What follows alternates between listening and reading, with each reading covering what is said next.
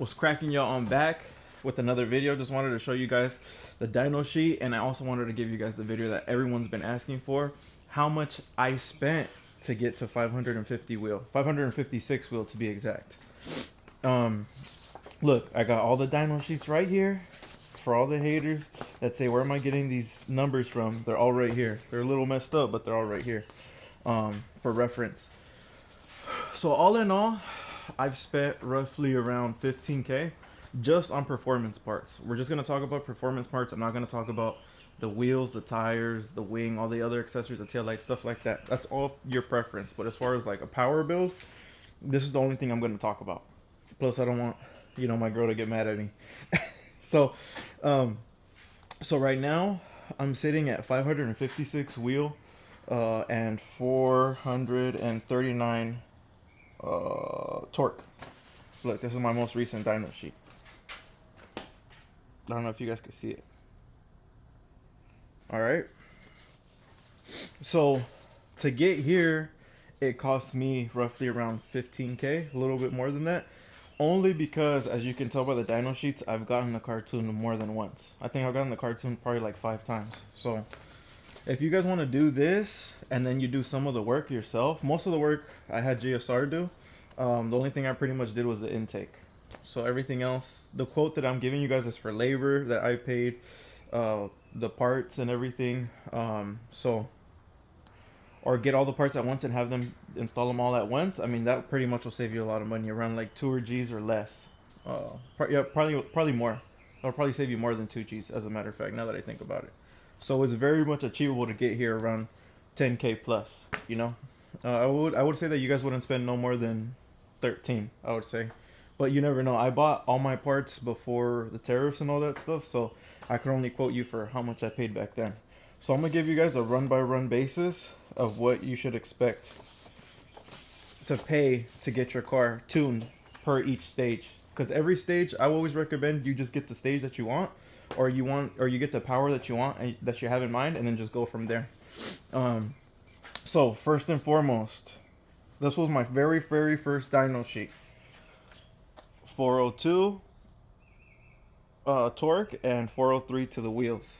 This consisted of, I had it written down right here, the intake, PRL intake, PRL intercooler, PRL inlet pipe, PRL charge pipe, low pressure fuel pump, down pipe, front pipe, E32, and a Flash Pro. That cost me around 3K, and obviously you need to get the ECU unlocked and stuff like that. That's like another like 350, so 3K plus. I'd say like around 3,500, just more or less, to get you to 400 wheel. And a lot of these parts you don't really need to get to 400. I've seen people get to 400 with just the intercooler, the downpipe, and I think that's pretty much it. Just the intercooler, the downpipe, the low pressure fuel pump, and that's pretty much it. Everything else is all optional unless you're gonna go big turbo. So yeah, that's another thing to keep in mind. 400 is all you need. That's what I would recommend. And then from there, my turbo gave out on me, so I had no choice but to upgrade. When I upgraded, I had all the same parts. All I did was get a MHI Stage 2 turbo and the JSR 1450cc injectors, the fuel system, and the XDI high pressure fuel pump. That all in all cost me around 6 G's, because I paid for the fuel system brand new, I paid for the turbo brand new, and then the labor, and obviously 6 or 7 G's. And obviously because they obviously my turbo gave out on me and smoke was everywhere, so that also included them like taking a look at it and fixing it and whatever. And still on stock exhaust, so pretty much full bolt-ons and a bigger turbo MHI Stage 2. That got me to 504 wheel and 418 torque, which right there, the car was good right there too. So if you want power but not too much power, I think 500 is a really good stopping point. At 400 you could beat Scat Packs, you could beat M340i's, I believe. I don't really remember, but I know you could beat Scat Packs for sure. You'll beat any other 4-banger for sure. And I think that's pretty much it. You're still not going to be the fastest one out there, but you won't be the slowest. You know what I mean? And then at 500, 500, I've beat C8 Corvettes, just the regular ones. C7 Corvettes, just the regular ones. The F the F series or the F80s, I don't know what they're called. Those BMWs, the generation before the G80s, I beat those. The M3s, the M4s, I beat those like nothing, tuned and all. I think tuned is you're pretty much right there with them. So yeah, I beat those. I also beat S650. I beat that at 500. So that's kind of like a rough estimate or like a rough take of what the cars that you can beat within that rep range. But the only thing with the MHI Stage 2 is that you just drop a lot of power at the top. But it spools quick. You don't even need to brake boost or anything like that. So that's always good to know. That turbo spooled quick. That's where I love that turbo. So I would highly recommend that turbo. If you don't want to be the fastest guy out there, you want a good daily turbo, the MHI Stage 2 is what I would recommend. Same thing, is the same company that makes a stock turbo, so I'm pretty sure you guys already know from my last video. So anyways, so that was 504. And then JSR offers a ported intake manifold option. That I don't have that dyno sheet because I got a street tune after that. And I made anywhere from like 515 to 525 to the wheels, I would say. But obviously I don't have the dyno sheet. And then that cost me like another, I think like 250 or 300 plus another 450 for the tune. So that's also something to keep in mind. That's another thing that I'm telling you, that if you guys would have just done it all at once, I mean, you would have saved yourself a lot of money, you know. So yeah, that's another thing to keep in mind. When I got that part, I just felt like the throttle response was a lot better, which is good, which is what I would highly recommend. And then from there, I got a good deal on the G3770. So I got rid of my turbo, as you can see. I got rid of my my old turbo. I got rid of my intake, my inlet pipe. I got rid of my RV6 downpipe, but I kept my RV6 front pipe. Just because at this point I still didn't have an exhaust. So yeah, that's how it looks like right now. With this setup, without the exhaust, I was only able to make 536 to the wheels. 536 to the wheels, 418 torque. I don't know if you can see it.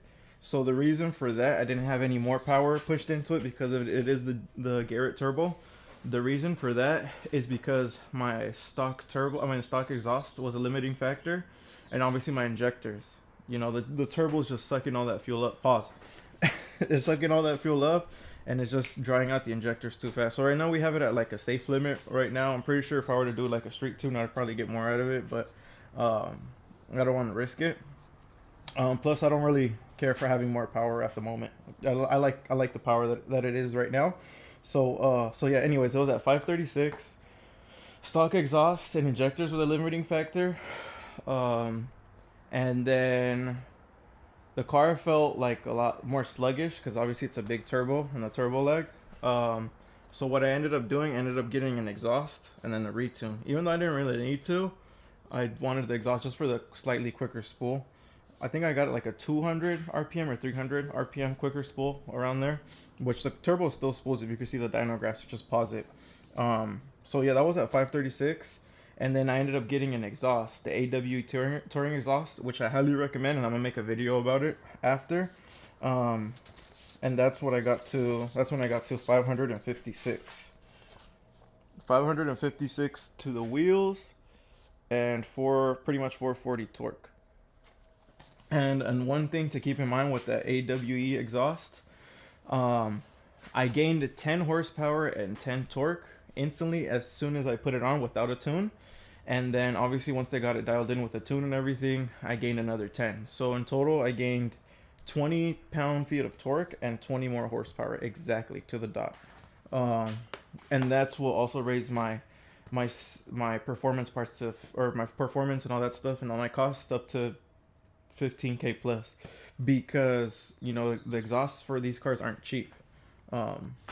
With the exhaust and the tune and the installation, it was well over 2,000. Not over 2,500, but well over 2,000. So that's why the price jumped up to 15K plus on my performance parts. But if you want 500, easily like 10K. especially if you find a lot of the parts used. Right now at 556, I beat a GTR, a stock one of course, and when I was at 536, before I got the exhaust, I was right neck and neck with the Hellcat. Boosting, he was just kind of like ahead, and it just stayed ahead like that, but didn't pull from me or nothing like that. Once he was ahead, it was just like pretty much dead even. So I'm pretty sure if I were to rerun it with the Hellcat, I could probably beat it now, especially now that I have a lot more torque and a lot more top end. Yeah, so that's what you guys should expect. Obviously these engines are great engines, but they're not bulletproof, so just keep that in mind, because I've seen a lot of cars blow past 600. But obviously they're abusing the car, you know. I don't know if they take care of it as well as I do, and I don't know if they drive it as well as I do, but I know I daily it, and I don't really drive it that crazy like that, and I mostly drive it on my low map, so that way it preserves the engine life and all that stuff. But yeah, man, that's pretty much all I have. I mean, other than that, I have like a Mishimoto a coolant expansion, because I know the stock ones always fail and end up start leaking. I got a ground kit on there.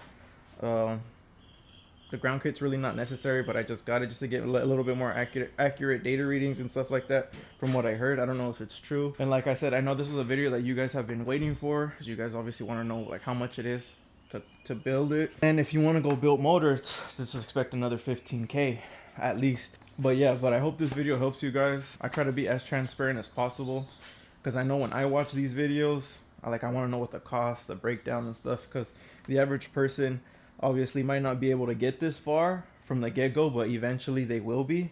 And obviously you just want to know what you're getting yourself into, you know. I think at 500 the car will be good. I don't think there's no need to push it more than that. But if you like the power and you feel like you need more, then obviously 550 plus. That's why I got this turbo, because the end goal is just to build the motor and get it to 650 to 700 in the end. But that's long ways away, because like I said, I daily the car. I have no interest in being the fastest car out there. And the car, especially with these good tires, these semi-slicks that I have, I think once you start pushing past like 570 or 580, that's when you start having traction issues. So that's something I don't want to deal with, especially if, you know, what's the whole point of having all that power if you can't put it down? You know what I mean? Plus the car just feels great the way that it is, and I just really don't want to mess with it. But yeah, but I will get the injectors and the cams later on. But when I do that, I'm gonna build the motor just to get it all done at once, because I like to do everything the right way and the safe way, or the safest possible.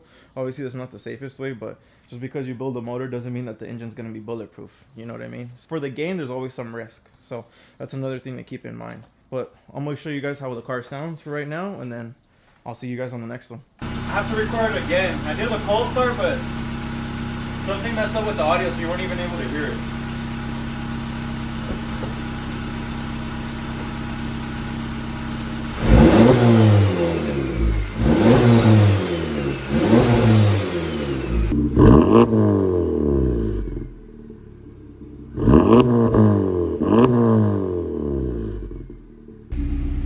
Look, and this is for all you people that think that I don't daily my car. Look, 15,000 miles, 14.8 miles per gallon total.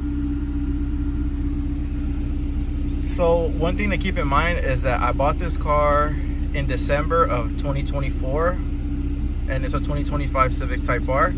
I bought it with, I think, like 12 miles on it, and now it has 15,000 miles, and I got it tuned at 3,000 miles. I got the car tuned 12,000 miles ago, so 12,000 miles, no issues. Obviously it's been going up in stages along the way, but no issues.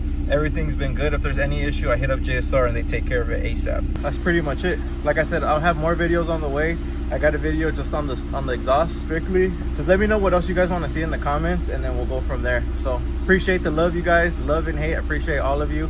Thank you very much, and I'll catch y'all in the next one. Late.